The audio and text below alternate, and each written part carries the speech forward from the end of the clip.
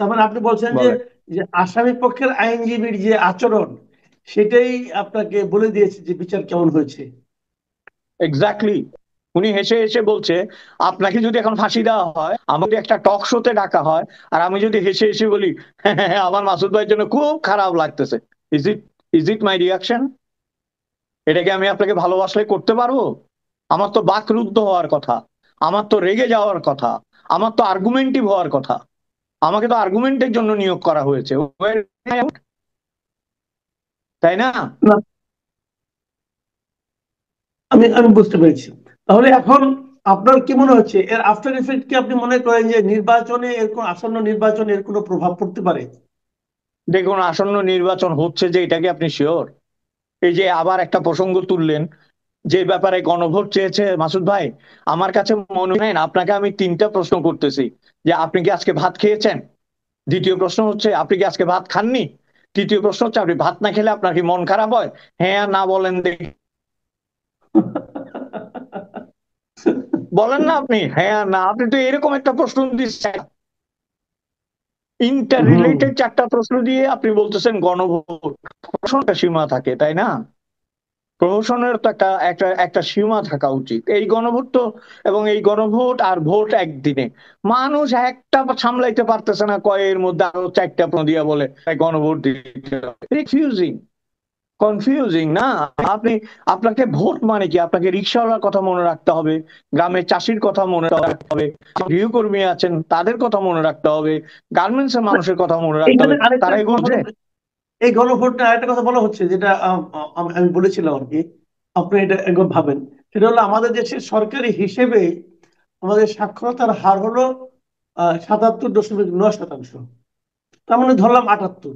তাহলে 22% লোক তো লিখতেও জানে না, পড়তেও জানে না। আর যে হুম। 78% জানে, তাদের মধ্যে কিন্তু অনেক আছে কেবল নামটা স্বাক্ষর করতে পারে কোনোভাবে, আর কিছু পারে না। হ্যাঁ, তো এখানে যে এখানে শিক্ষিত মানে কাজে না। হ্যাঁ, তো তাহলে তাদের কাছে এরকম চারটা প্রশ্ন, এবং প্রশ্নের ভাষা দেখবেন আপনি, যারা খুব ভালো বাংলা বলতে পারে তারাও অনেকে বুঝবে না ভাষাটা আসলে কি। এটা হলো হ্যাঁ। সংবিধানের যে ভাষা, সেই ভাষা দিয়ে দিয়েছে।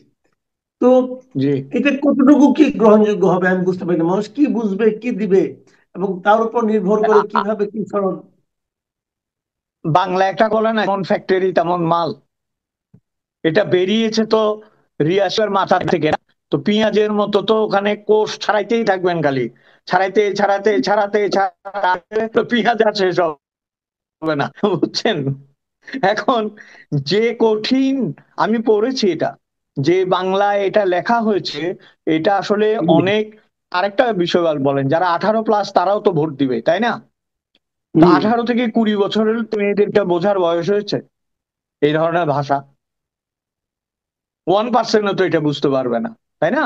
এবং এগুলো যে বিষয়গুলো বলতেছে সেগুলো যদি গুরুত্বপূর্ণ হয়, কিন্তু তাদের জন্য তো এগুলো মাথা ভারী, এ তো যাবে না। কিন্তু আমার মনে হয় কি, যে এই মুহূর্তে আমি আমি যেটা বলতে চাই আপনাকে ভেরি অনেস্টলি, আমার মনে হচ্ছে শেখ হাসিনাকে তারা আরো এক ধাপ পপুলারিটি দিলেন, হম। আরো এক ধাপ দিকে এগিয়ে দিলেন বলে আমার মনে হয়েছে। এত তাড়াহুড়া করে এটা হতো। তারপরে তাহলে এখন মনে করেন আরেকটা জিনিস, আমি এই যে জিনিসটা বলি শেষ করবো আলোচনাটা। আপনি নিশ্চয়ই খেয়াল করেছেন, যখন এই ফাঁসির রায় যখন পড়া হচ্ছিল, ফাঁসির রায় তো অনেকক্ষণ ধরে পড়া হয়েছে, প্রায় 2.5 ঘন্টা। যখন পড়া হচ্ছিল, তখন আমি দেখলাম, আমাদের বাসার সামনে দিয়ে দেখলাম যে মেইন রোড দিয়ে দুটো বড় বড় এক্সকাভেটর গেল ওখানে। তারা নাকি ওই ধানমন্ডির 32 নম্বরে যতটুকু অবশিষ্ট আছে সেটুকু ভেঙে খেলার মাঠ বানাবে। খেলার মাঠ তো ভালো জিনিস, কিন্তু এখন খেলার মাঠের জন্য ওদের দায়িত্বটাই বা কে দিল? আর তারাই বা ওখানে কেন গেল? ওই বাড়িটি ভাঙতে হবে কেন? ওই বাড়িটা কি যারা ভাঙতে গেল তাদের বাড়ি, না কার বাড়ি? এটা কার সম্পত্তি? তো এটা তো আগে একবার তারা ভেঙেছে, আর হয়তো সেই উৎসাহে গিয়েছে। কিন্তু এবার দেখলাম যে পুলিশ এবং আর্মি তাদেরকে থামালো। তো এবং তারা কিন্তু থামতে চায়নি, তারা অপমানিত বোধ করছে তাদের থামানোর জন্য। এবং তারা সারাদিন চেষ্টা করে গেছে। আপনার সন্ধ্যার পরেও দেখেছি তারা ওখানে লেগেছিল ভাঙার জন্য। তো এই যে প্রবণতাটা, এটা এটাকে আপনি কিভাবে মূল্যায়ন করবেন? দেখেন, এটা তো একটা সাইক্লিক অর্ডারে ঘুরছে, তাই না? আপনি খেয়াল করেন, আপনি বলছেন যে একটা উত্তেজনায় ভাঙতে গেছে, উত্তেজনায় ভাঙতে যায়নি। একটা ছেলে তো বলেছে যে কারণ মিলিটারি যখন জিজ্ঞেস করেছে বলছে এটা ওদের কিবলা, কেবলা, এটা ব্যবহার করেছে যে এটা ওদের কেবলা, ওদের এটা ভেঙে দিলে সবকিছু ভেঙে যাবে। তার মানে কি প্রি ডিসাইড, এটা তাদের মাথায় এটা ঢোকানো হয়েছে যেটা আওয়ামী লীগের তীর্থভূমি, বা যারা আওয়ামী পলিটিক্স করে তাদের এটা মানে কি বলবো পবিত্র ভূমি, এটাকে ভেঙে গুঁড়িয়ে দাও। এবং এখন আপনাকে যদি আমি এখন মানে আমরা যদি সন্ত্রাসী হই, তাহলে একটা কথা কি আমরা জিজ্ঞেস করব না? বঙ্গবন্ধু তো মরে গেছে, অনেক আগে মারা গেছেন, অনেক আগে 1975 সালে। তার সন্তানদের কেউ জীবিত নাই, পুত্র সন্তানদের। তার ভাবেই এমনকি আপনি যদি লিখিতও দেন, আমি আজও আপনি দেন, কই কত শতাংশ হাসিনা এবং রেহানা পায়, বাকিগুলি ভাঙা তো তুমি খেয়েছে। তারা কি এই 24শে জুলাই, কি জানি জুলাই 24শে যে ঘটনা ঘটে সে সময় তারা জীবিত ছিলেন? তাদের কি বাড়িঘর থাকার অধিকার না? তাদের নিজস্ব বাড়িঘর থাকবে না? এটাকে লেভেল প্লেইং ফিল্ড করতে হবে, এটাকে মাঠ বান খেলতে হবে। এই আইটাই তো মারাত্মক। এটা কিন্তু আমি বলছি কি, আমি বারবার বলছি আপনাকে, যদি কোনদিন পলিটিক্স ঘুরে দাঁড়ায়, ঘুরে তো দাঁড়াবে, বাংলাদেশের যে ইতিহাস, বাংলাদেশের যে অতীত ঘুরে দাঁড়ায়, তাহলে এগুলো কিন্তু মানে আমি বলছি যে প্রতিশোধের যে নতুন বীজ বপন করা হয়েছে, যে বপন করেছেন তিনি যেমন ফল পেয়েছেন, আজকে যারা বপন করছেন তারা পাবেন। প্রতিশোধ কিন্তু কাউকে ছেড়ে কথা বলে না। আপনি নিশ্চয়ই জানেন, গানটাও কথা ছিল, যদি আই ফর আই হয় তাহলে পৃথিবী হবে। আপনার চোখের বদলে যদি আমার চোখের বদলে যদি আপনার চোখ নেই, তাহলে আমরা দুজনেই অন্ধ হয়ে যাব, তাই না? এবং বুদ্ধির এক কথা আছে যে আপনি জ্ঞানত যদি কারোর জন্য কবর খোঁড়েন, মনে রাখবেন আপনি দুটো কবর খোঁড়েন। একটি সেই লোকটি, এবং অচিরে আপনি। এটা মনে রাখতে হবে অন্যায় ভাবে যদি আপনি কারোর জন্য করেন। It's very important message. জি, অনেক ধন্যবাদ, অনেক ধন্যবাদ জনাব অজয় দাশগুপ্ত। আমরা এই আলোচনা এখানে শেষ করতে যাচ্ছি। প্রিয় দর্শক, আপনারা শুনলেন সিডনি থেকে অজয় দাশগুপ্তের কি প্রতিক্রিয়া, কি অনুভূতি। কালকে যে ঘটনা ঘটেছে, যে মৃত্যুদণ্ড রায় দেওয়া হয়েছে আমাদের আন্তর্জাতিক অপরাধ ট্রাইব্যুনাল, সেটা নিয়ে বিদেশের বিভিন্ন সংস্থাও নানা রকম প্রতিক্রিয়া দিয়েছে, সেগুলিও আমরা দেখছি। কিন্তু তার উপরে সবচেয়ে বড় কথা কি, আমরা কিন্তু চেয়েছি, সবসময় চেয়েছি যে 24-এর যে অভ্যুত্থান ছিল, গণ অভ্যুত্থান ছিল, সেই অভ্যুত্থানে তো অনেক মানুষ মারা গেছে, নির্মম ভাবে নিহত হয়েছে। সেই হত্যাকাণ্ডগুলো তাদের যে পরিবার, তাদের পরিবারগুলো এখন তো যেভাবে কষ্ট করে বেঁচে আছে, তাদের সন্তান অথবা তাদের আত্মীয় স্বজনের স্মৃতি নিয়ে, তার একটা প্রতিকার হোক, এটা তো আমরা সবাই চাই। কিন্তু প্রতিকারের নামে আসলে যেটা হচ্ছে, তাদেরকে আসলে প্রতিকার হচ্ছে। এখানে ইন্টারন্যাশনাল এই সংস্থাগুলো, এই অ্যামনেস্টি ইন্টারন্যাশনাল, ওরা কিন্তু বলেছে যে তারা সবসময় দাবি করেছে যারা মারা গেছেন তাদের পরিবারের জন্য ক্ষতিপূরণ দেওয়া, তাদেরকে পুনর্বাসিত করা। সেই কাজটাকে আমরা করতে পেরেছি। আমরা যেন এক ধরনের প্রতিহিংসার চরিতার্থের দিকে বেশি মনোযোগী হয়েছিলাম। সেটাই কি জরুরি? যে কথাটা অজয় জয়গুপ্ত নিজেও বললেন, যে আপনি যদি চোখের বদলে চোখ তুলে নেন, একসময় হয়তো পুরো পৃথিবী অন্ধ হয়ে যাবে। আমরা কি সেটাই চাচ্ছি? এই সমস্ত বিষয় নিয়ে আলোচনা এবারই প্রথম নয়, এবারই শেষ নয়। আসসালামু আলাইকুম। প্রিয় দর্শক, শুরুতেই বলে নিচ্ছি, আজ আমাদের অতিথি হিসেবে আছেন অস্ট্রেলিয়ার সিডনি থেকে লেখক, কলামিস্ট অজয় দাশগুপ্ত। শুরুতে ওনার নাম বললাম এই কারণে যে ওনার জন্য আপনারা অনেক অপেক্ষা করেন, কাজে আমি যে ভূমিকা দিব তার চেয়ে ওনার নাম বলাটা আপনাদের কাছে বেশি আমার মনে হয় যে আকর্ষণীয় হবে। এই জন্যই অজয় দাশগুপ্ত, আপনাকে আমাদের অনুষ্ঠানে আপনাকে স্বাগত জানাচ্ছি।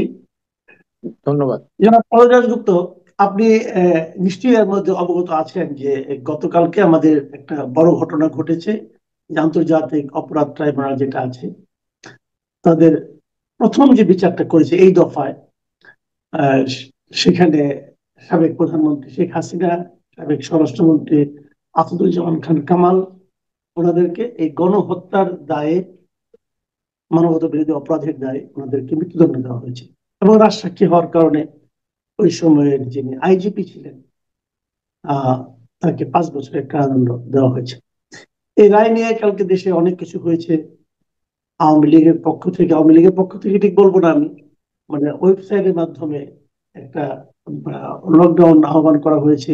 তার প্রতিক্রিয়া আমরা দেখেছি বিভিন্ন জায়গায়। যানবাহন চলেনি, অনেকটা হরতালের মতো পরিস্থিতি ছিল।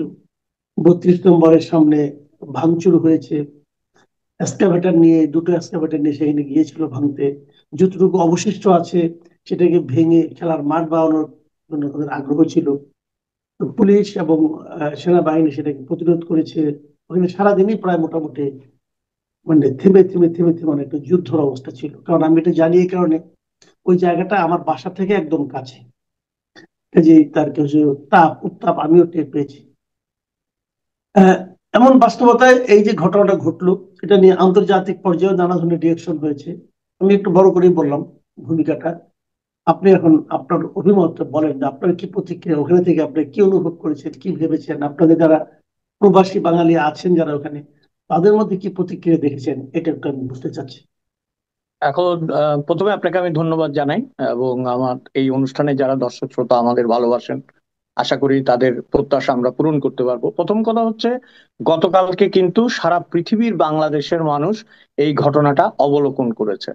নট অনলি বাংলাদেশ, এবং বাংলাদেশের চাইতেও বহু গুণে বেশি প্রবাসী বাংলাদেশিদেরকে আক্রান্ত করেছে।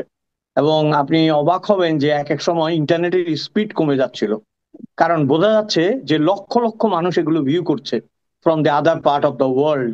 এবং জি। কালকে আপনি যেটা বললেন, কোনো পক্ষে না গিয়ে আমি প্রথমে একটা কথা বলি, যে আমাদের দেশে কিন্তু এই ফাঁসি ফাঁসি এবং মৃত্যুদণ্ড এটা একটা খেলার মতো হয়ে দাঁড়িয়েছে।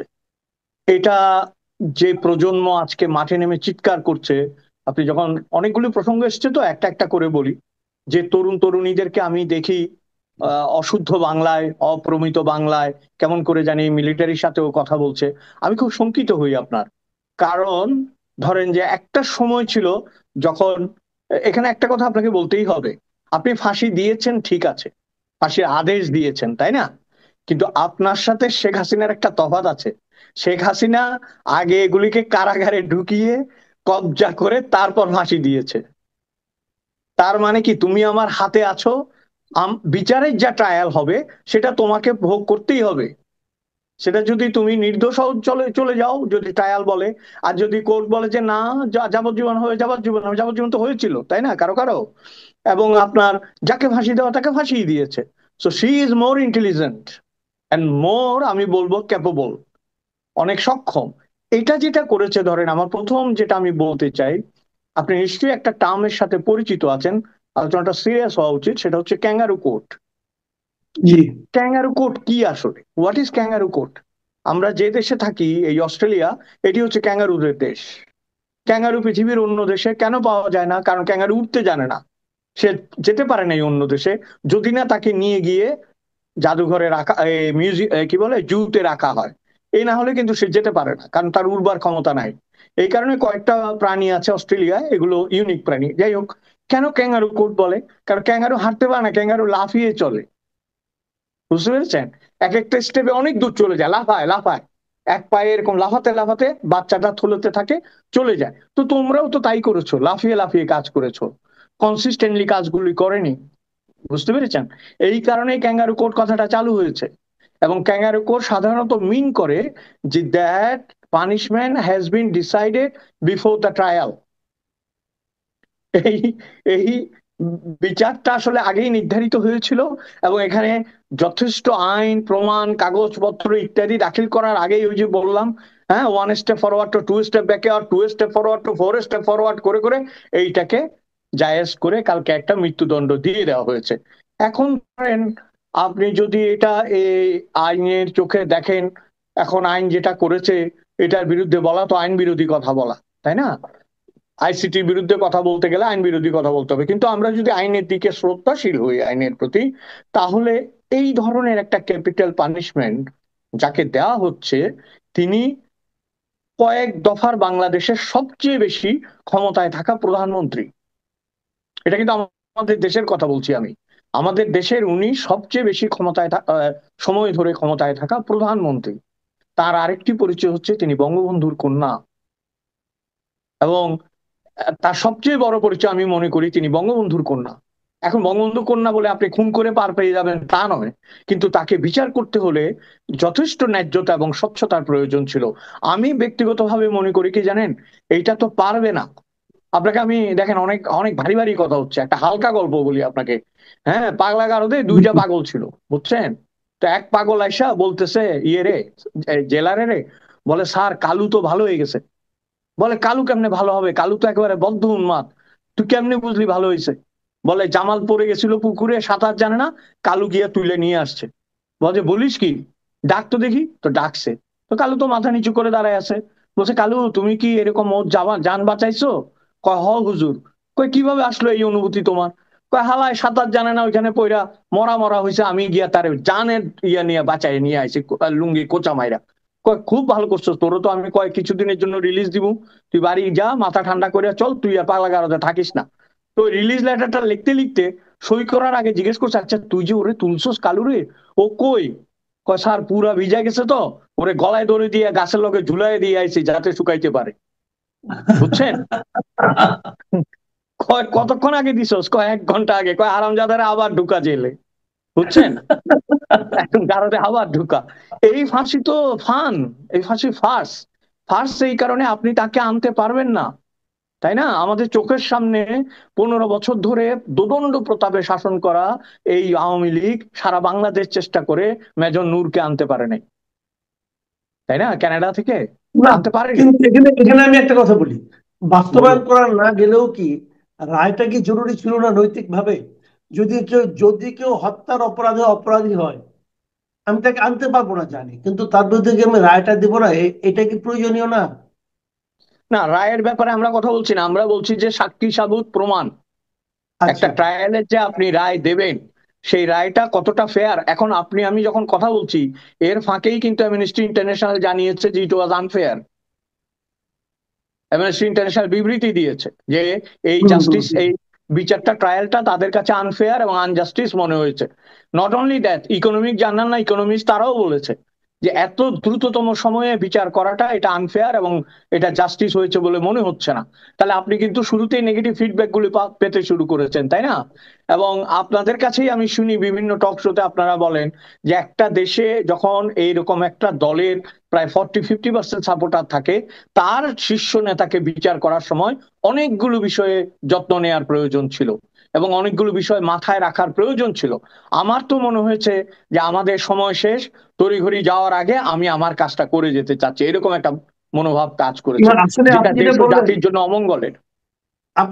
না, আসলে আমি কিন্তু অ্যামনেস্টির যে বক্তব্যটা, এটা আমি আপনাকে আরেকবার পড়ে শোনাই। আপনার বলেন। কথা যদি বলেছেন, আমি তবুও একটু পড়ে শোনাই দর্শকদের জন্য। তারা বলেছে যে 2024 সালের জুলাই আগস্টে ছাত্রদের নেতৃত্বে বিক্ষোভের সময় যে গুরুতর মানবাধিকার লঙ্ঘন ও মানবতা বিরোধী অপরাধের অভিযোগ রয়েছে, সেজন্য যারা ব্যক্তিগতভাবে দায়ী তাদের বিরুদ্ধে সুষ্ঠু বিচার প্রক্রিয়ায় তদন্ত ও বিচার কাজ হতে হবে। কিন্তু এই বিচার ও সাজা কোনোটি সুষ্ঠু ও ন্যায়সঙ্গত হয়নি। এটা একটা বড় অভিযোগ, তাদের অবজারভেশন তো এটা আচ্ছা, বড় আমি একটা আর একটা অভিযোগ। কথা আপনাকে বলবো, আরো একটা কথা জি। আপনাকে আমি বলবো, please go to the main text, যেটা ইংরেজিতে ওরা বলেছে ওইটা। কারণ আমাদের দেশে বাংলা কি করে জানেন, ওই যে পুলিশ পেট্রোল করতেছিল ওইটাকে বলছে পুলিশ পেট্রোল ছড়াইতে ছড়াইতে এদিক থেকে ওইদিকে গেছে। না, হ্যাঁ, এখানে কিন্তু টুইস্ট থাকতে পারে, যদিও এটা ঠিক আছে মনে হচ্ছে। আমি এটা আমার কাছে অরিজিনালটা মনে হয় পড়েছি। ঠিকই আছে, আমি তো চেক করেছি, এটা ঠিকই আছে, একই রকম এরকমই। হ্যাঁ, অরিজিনালি এটা আছে ঠিকই। এটা মনে হচ্ছে। Somehow you are hmm, lucky যে আপনি অরিজিনাল হুম। ভার্সনটা পেয়েছেন, কারণ এটাকে টুইস্ট করলে কিন্তু বদলে যাবে। আমরা টুইস্ট বুঝলেন চাচ্ছি তো? না। হ্যাঁ, এবং আপনি হয়তো জানেন যে তসলিমা নাসরিন একটা লেখাও লিখে ফেলেছে ইতিমধ্যে ইন্ডিয়ান টুডেতে বোধহয়। হ্যাঁ, এবং সেখানে তাই তিনি, না? হ্যাঁ, উনি হ্যাঁ। যেটা বলছে যে এই সমস্ত আনফেয়ারনেস যদি হাসিনার ক্ষেত্রে হয়, তাহলে ইউনূস সাহেব ফেয়ার হইলো কিভাবে?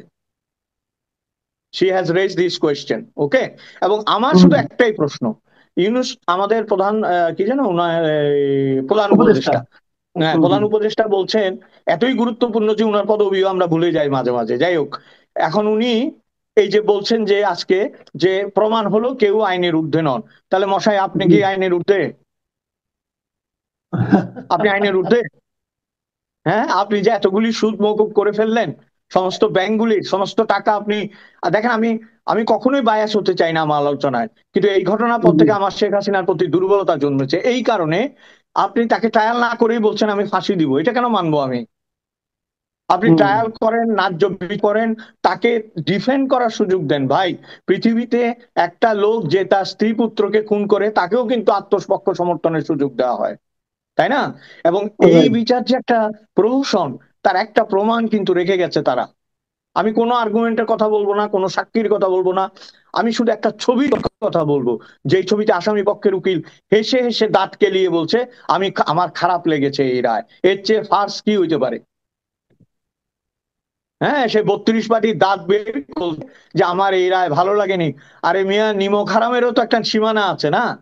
তোমারে যে দায়িত্ব দিয়েছে, হ্যাঁ, আপনি জানেন কুরুক্ষেত্রের, এই যে মহাভারতের কথা বলছি আমি, মহাভারতের জি সবচেয়ে খারাপ চরিত্র ছিল শকুনি, যে যুদ্ধ লাগিয়ে দিয়েছিল। কিন্তু জি শকুনি সবার আগে স্বর্গে গিয়েছিল, কেন জানেন? সে তার কর্তব্য থেকে বিচলিত হয়নি।